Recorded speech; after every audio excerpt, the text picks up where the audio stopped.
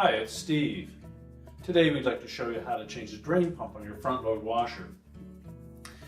If foreign objects have gotten into that pump, they may have damaged the impeller, or the pump may just have worn out. It's a really easy job to change. Let me show you how we do it. Now before we begin this repair, the first thing we'll need to do is to disconnect power to the washer. So if you can reach behind it, unplug it, or locate the electrical panel, turn off the appropriate breaker, or remove the appropriate fuse. Now I also find that this job is easier to do if you can pull the washer far enough forward and tilt it back. So if you may need to disconnect the inlet fill hoses, and before you do so, be sure to turn them off. Now that we have the supplies disconnected, we pulled the washer forward and tilted it back just to make easier access into this lower access panel. So we'll begin by removing the two retaining screws.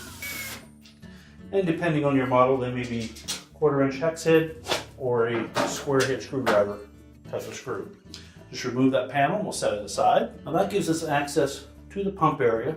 So our next step will be to disconnect the wiring harness to the pump, as well as the inlet and outlet hoses from that pump.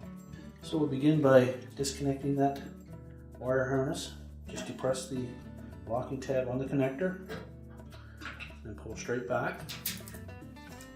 Now there's going to be some water in the drain hose or the inlet hose, particularly if the washer is sitting flat. With it tilted up like this, you may have a little bit in that inlet hose, but the drain hose should be empty. Now you need to reach in and disconnect those two clamps, or if you wish, you can remove the two mounting screws and pull that pump far enough forward that you get a better access to those drain clamps, whichever you choose. Normally we would take the drain hose off first, so we'll begin by depressing that clamp. And just slide that back onto the hose. And give the hose a bit of a twist.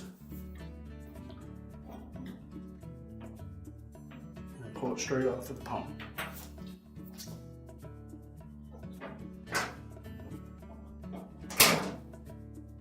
Now we're going to remove those two screws before we back those off.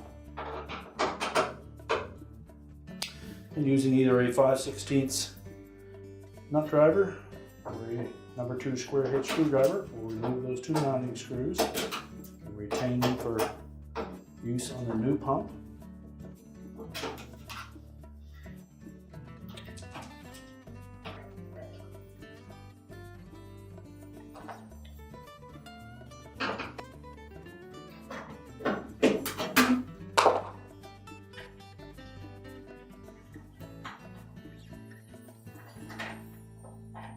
Now we can lift that pump up and angle it enough that you can access that clamp on the back.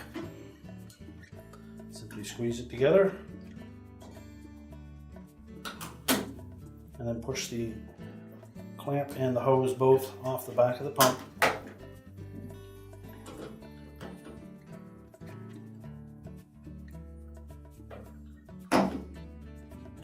Now we can lift that whole pump assembly out. Probably note that the replacement pump assembly has a shorter mounting bracket than your original, and if so, you'll need to transfer that original mounting bracket onto your new pump. Now that we have the pumps on a suitable work surface, you'll also note that even though there's a difference in the length of that mounting bracket, that the outlets are on opposite sides. So what we'll need to do is to rotate the outlet portion of that new pump so that it points in the same direction, as well as change the bottom. So we'll start by taking the protective cover off the top. Just press that tab, pull it off. Now when we flip that pump over, you'll see there are some screws that secure it to the back. We'll start by taking the two out on the very bottom. Now that will remove the mounting bracket. So just push that off and set that aside. Then remove the other two screws.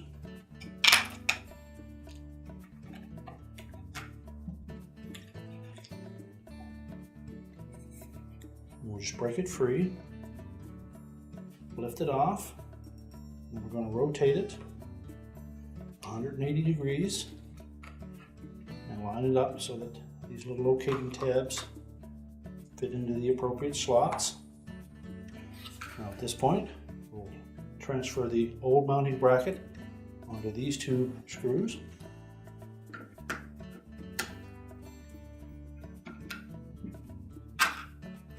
Now when mounting the old mounting bracket onto the new pump, just take note that there is a recessed portion there that's going to fit right over that particular stud. Line it up and use the two longer screws. Use the ones that come off of the old bracket to mount that in place.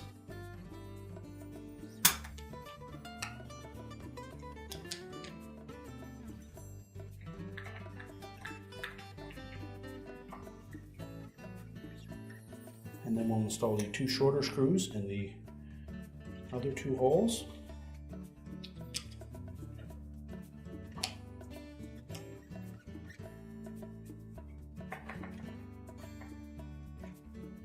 Now we can put that shield back on, although we won't have the notch to lock that front tab on. This center portion will fit over top of that screw, and that will protect the water from splashing onto the pump motor.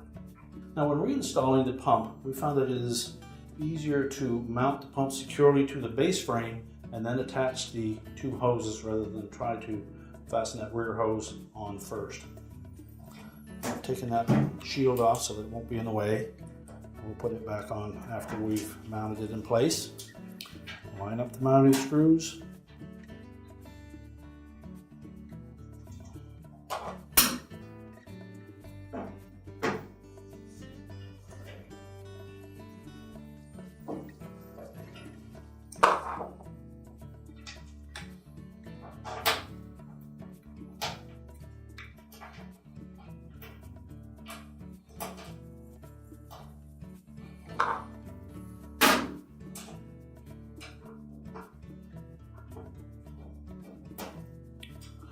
And tighten those securely.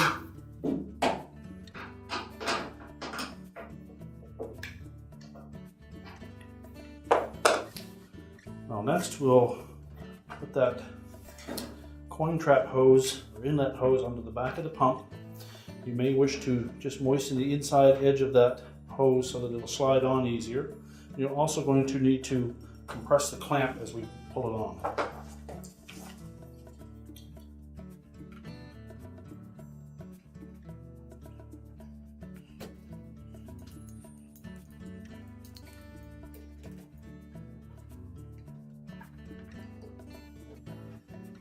We need to make sure that we pull that hose all the way onto that pump,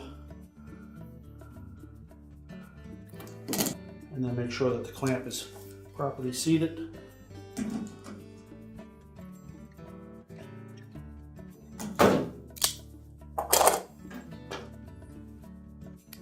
Now we'll reattach the drain hose.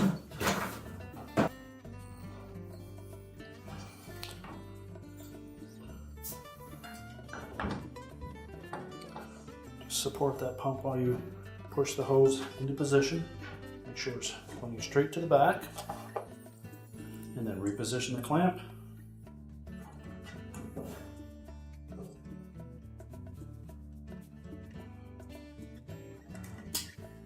Reconnect the harness connector to the pump. Make sure the locking tab engages.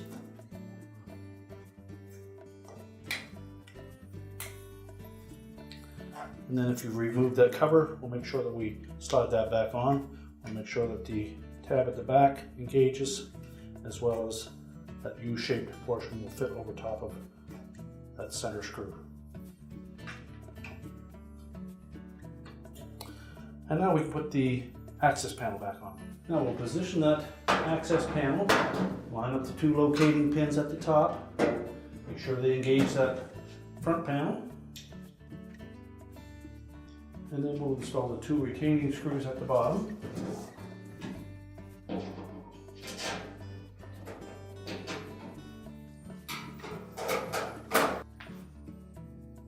Tighten those securely.